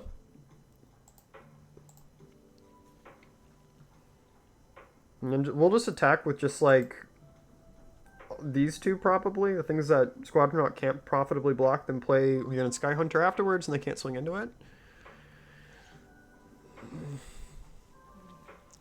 Hallow's definitely coming in. I can feel a Fiery Cannonade coming from their board so quickly. Mm-hmm. Ooh, Daybreak Chimera. Interesting. So let's just start with the front half of what we were talking about, which is attack with these 2.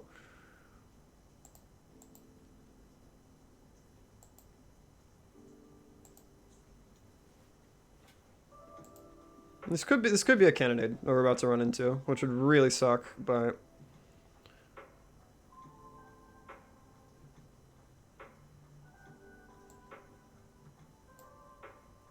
it'd be interesting if they played them main though. It'd be very interesting.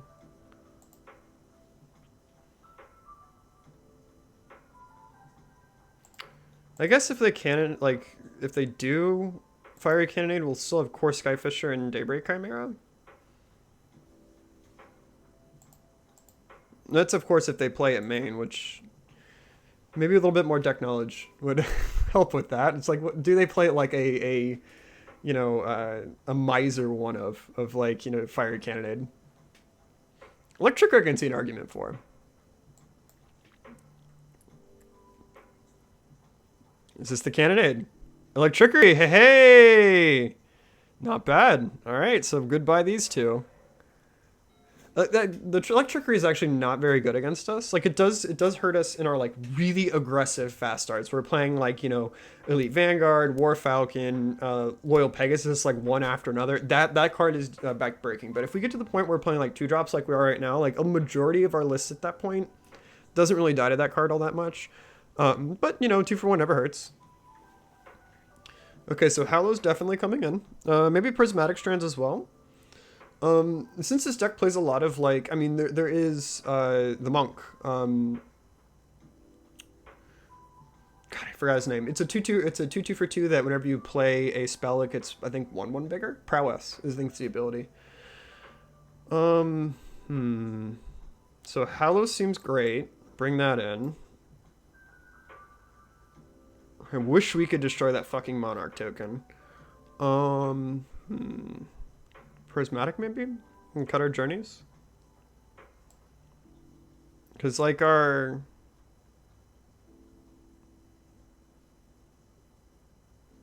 One second. Let me read this card all the way through. Okay, so if we prismatic... Yeah, if we... Okay, no, that's a complete nombo against the bully player. Journey can come out because they're playing a bunch of like Squadron Hawks and tokens and stuff, so we really don't care. We could bring in Palace. I imagine might be boarding out their Monarch cards because the chances are we can squeeze something through. Relic doesn't seem too bad, since this deck is known to play a lot of like graveyard effects, so goodbye Raptor. Oh, but Raptor proved to be so good that game. Okay, let's cut the Loyal Pegasus then.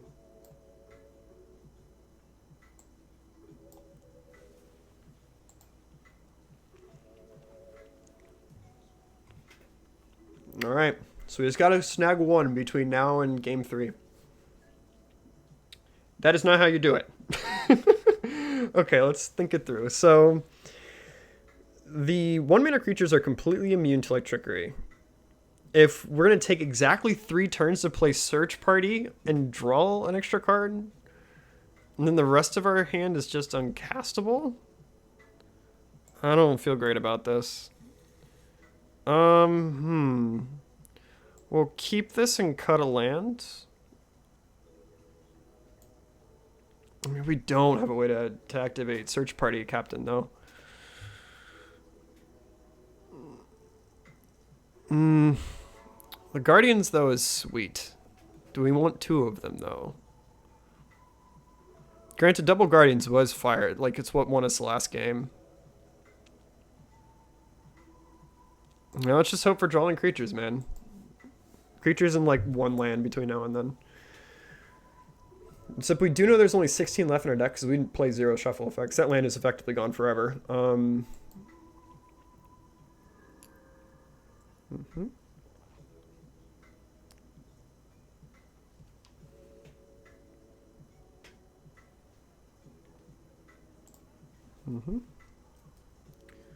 Okay. Hey, Elite Vanguard's a good boy. Welcome to the team. We are going to get Electrickery so bad. It's gonna be sick. I'm so excited.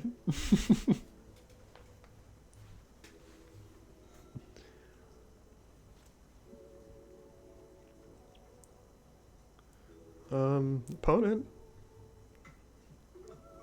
Pondering our step really deeply. Seeker of the Way. There he is. I do not give a shit. I will swing into that in a second. Because I do not think, unless they're playing like randomly mutagenic growth, which would be so bizarre. I normally don't see this list pointing that. Okay. Well, let's just start with battle. Offer a trade.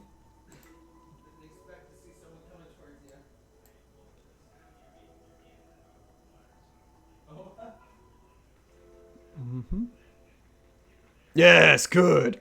I am fine with the trade. Good, good.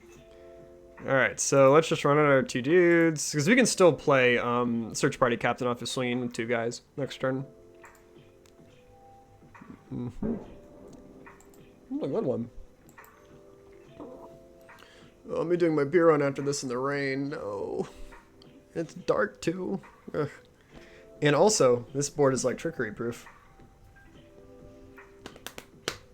I suppose if you like trickeries here, we can activate the clue token, hope to hit a land. They play their own Thraben Inspector, good. I'm just gonna attack without even thinking about it, just so I can get the Search Party Captain out.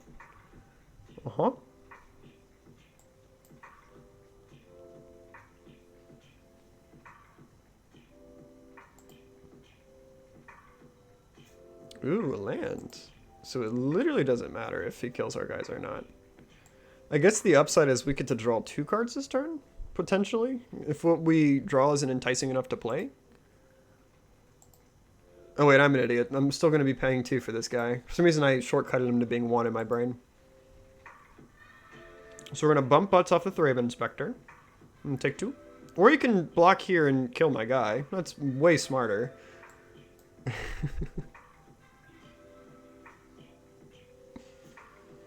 Okay. So search party for 2. Hopefully hit a 1-mana creature so we can continue like the tempo pushing it. Because now we're in like, at that point, like just guardings them out the rest of the game territory. Extra land's not great to see. Would have taken any creature over that. I suppose it was like good to cut the land though. Oh, I always forget what this card does. Give me a second. Discard a card if you do draw. Okay, I can just get... Let's see what's going on in the yard right now. Battle Screech, yeah. Granted, he is on the hook to get through 3 creatures into play.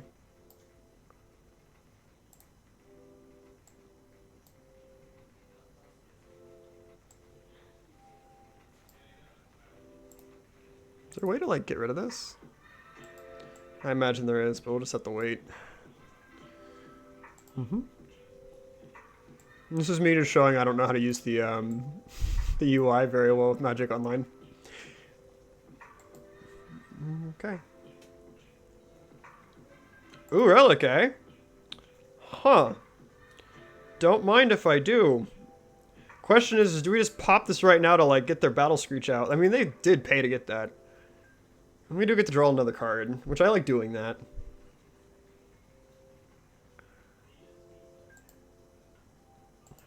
Yeah, I want to just draw a card and get rid of that Battle Screech.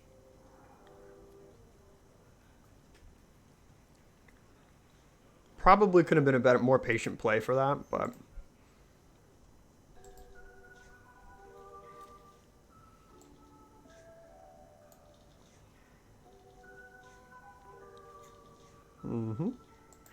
We have a lot of clues to crack, too.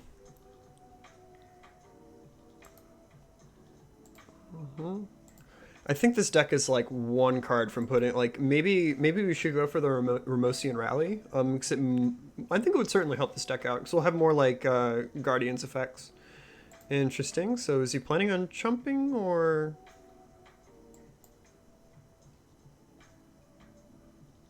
You could double block, I guess, and 1-for-1 train with Search Party. I mean, that's... We go up a card if they do that, which that's an interesting choice.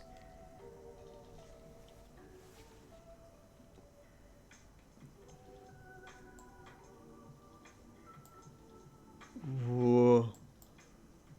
There's probably some very obvious reason why they're doing this. I guess it for sure kills. They get to keep a token, I guess. Then chump for later? Oh, I guess you do trade, like you get up like half a card, I guess, with this token here. I guess that's interesting, but then I get to draw a card anyways. It's very, very interesting because the Thraben Inspector is hand neutral.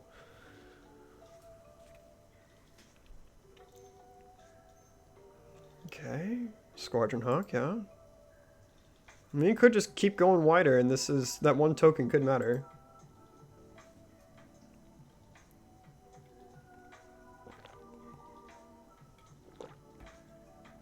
I wonder if we should splash red.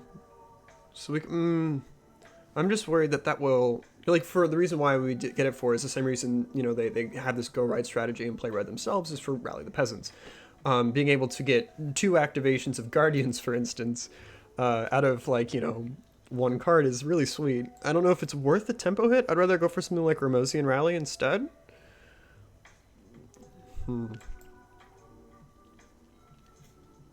Sky Hunter's a good boy. I think we just go to attacks, honestly. You could double block Search Party, which, again, I'm okay with. I mean, because again, the card's hand neutral, so... I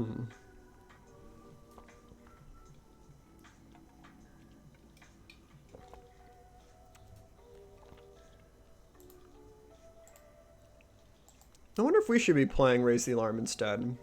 It doesn't synergize well with the Chimera, though, because they don't provide white pips. Double block, yeah. Understand. Yep. Probably kill the Squadron Hawk. Oh, man. That was dumb. Should have killed the Squadron Hawk there. Ah, well. Alright, well, we'll play the Sky Hunter.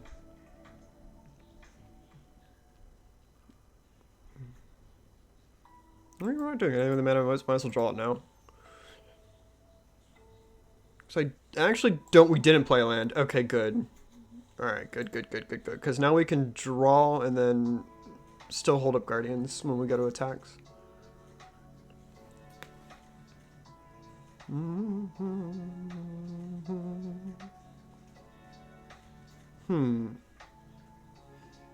Granted, we are completely exposed right now to a fiery cannonade. They do lose a Squadron Hawk in that moment. Now I think it's unlikely for them to slam a cannonade because now they're just throwing away cards for free. Instead of just having it just be a clean 2-for-1. I guess they could double block here on any of our creatures. Oh my goodness. Woof. I mean, we're doing a good job keeping their board pretty small. Granted, they are climbing ahead of us on cards. And plus this one thing here. This merchant. Come on, White Weenie deck. I don't think that Squadron Hawk's an attack, my friend. Okay. It'd be very interesting to burn a combat trick on just getting through with the Leonin. Let's play a War Falcon.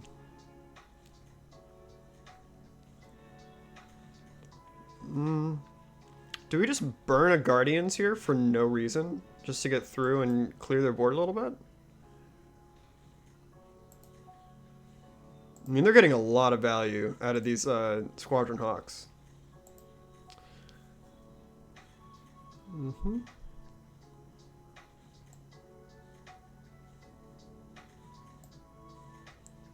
Okay. Oh, I should have busted it there. You fool! Nah, it's fine.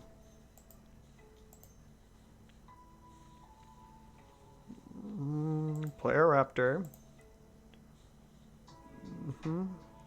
I do suppose if we draw a land next turn, we get double Guardians. We get more value out of it because we have these extra creatures in the wings. No pun intended. That can also benefit from it. Oh boy. Battle Screech, here we go. He's gonna make a wall of guys. Woo! Sorry, I didn't mean to do that into the mic. Really loud.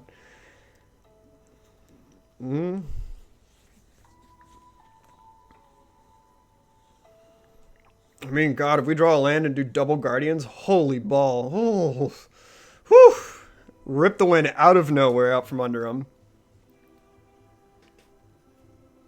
Or in the reality where he blocks with all this stuff, like... Eesh, I don't know. I mean, if he attacks, we're just not going to block.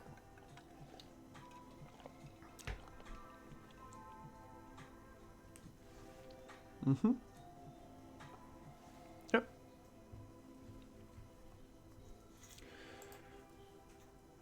Okay, here we go. Okay. Attack with all creatures. Okay, declare blocks. It's what I screwed that up last time. I imagine some number of these are going to block.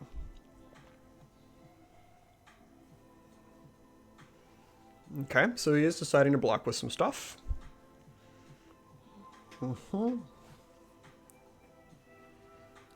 So if he blocks in such a way where double Guardians doesn't kill him on the spot, we might have to only burn one.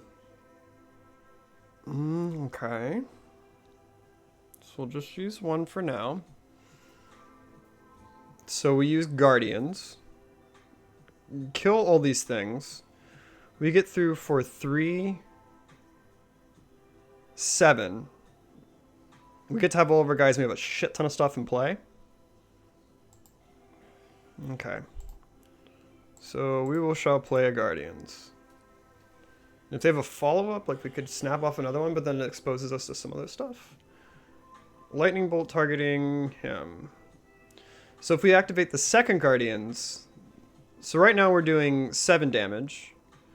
If we do it again, we're going to add 4 more on top. We go up to 11. They go to 1. Then they die to everything, and they have only 2 dudes left. So yeah, go to 1. Okay. Lightning bolt doesn't matter. 3 damage marked. Yeah. And then our poor Leonin Sky Hunter lives by the skin of its teeth, going down to 1. Did I miscount something? Oh, that was first strike damage. Right. So now, yeah, all right. So he goes to 1. Yeah. We're going to assign an unhealthy amount of damage to that token. Granted, this does leave us open to Fiery Cannonade. This is a perfect time to rip this card right now. Just because, like, you're already losing in the board state. It solves all... Well, yeah, it solves all the problems immediately. Yep, looting. So he's hopefully... That's probably what he's trying to dig for. Or he could, like, another Battle Screech would not hurt. Because he could... Discard Seeker the way. Okay. Yeah, because if you want to go like super wide, you play Battle Screech, Flashback, Battle Screech, another Squadron Hawk. Okay, that's the last one. Okay. You still have to, you're on the hook to either remove or play one more guy. Okay, this could be a journey. Seeker. Okay, good. Now if we draw our third stupid Guardian's Pledge, that'll be the most nutty garbage I've seen in a while. Yeah. Got a lot of guys.